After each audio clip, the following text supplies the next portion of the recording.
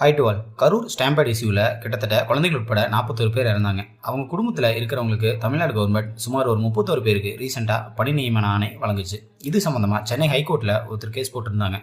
அதில் final judgement என்ன வர்றாங்கன்னா, இவங்க கொடுத்த அப்பாயின்மெண்ட் ஆனது இந்திய அரசியலமைப்போட ஆர்டிகல் 14 ரைட் டு ஈக்குவாலிட்டி, அதையும் article 16 equality of opportunity in government employment, இந்த ரெண்டையும் வயலேட் பண்ணுறதா சொல்லி அந்த பணி நியமன ஆணையை ரத்து பண்ணியிருக்காங்க. உண்மையாலுமே இது டிஎன்பிஎஸ்சி எக்ஸ்பீரியன்ஸு கண்டிப்பாக ஒரு நல்ல விஷயமா தான் இருக்கும். இப்போ இவங்க என்ன பண்ணியிருக்காங்கன்னா, 31 பேருக்கு ஜாப் கொடுத்துருக்காங்க. அதில் அவங்க கொடுத்த ஹையஸ்ட் போஸ்டிங் என்னன்னு வந்து பார்த்தீங்கன்னா, குரூப் 4 ஜூனியர் அசிஸ்டன்ட். அவங்க வாங்கக்கூடிய ஸ்டார்டிங் சேலரி மேக்ஸிமம் 25,000. ஸோ இது என்ன பண்ணியிருக்கலாம் அப்படின்னா, 30 வருஷம் இவங்க சர்வீஸ் பண்ணாங்கன்னா இவங்க வாங்கக்கூடிய மொத்த சேலரி என்னவாக இருக்குன்னா 90 லட்சமாக இருக்கும். ஸோ இந்த 90 லட்சத்தை அவங்களோட கட்சியோட சொந்த நிதியிலிருந்து எடுத்து கொடுத்துருக்கலாம். ஸோ இது வந்து பெரிய அமௌண்ட்டாக அவங்களுக்கு இருந்திருக்க வாய்ப்பே இல்லை. அது மட்டும் இல்லாமல் இது டிஎன்பிஎஸ்சி எக்ஸ்பீரியன்ஸோட உரிமை பறிக்காத மாதிரி இருந்திருக்கும், ஒரு கெட்ட பேர் இல்லாத மாதிரியே இருந்திருக்கும்.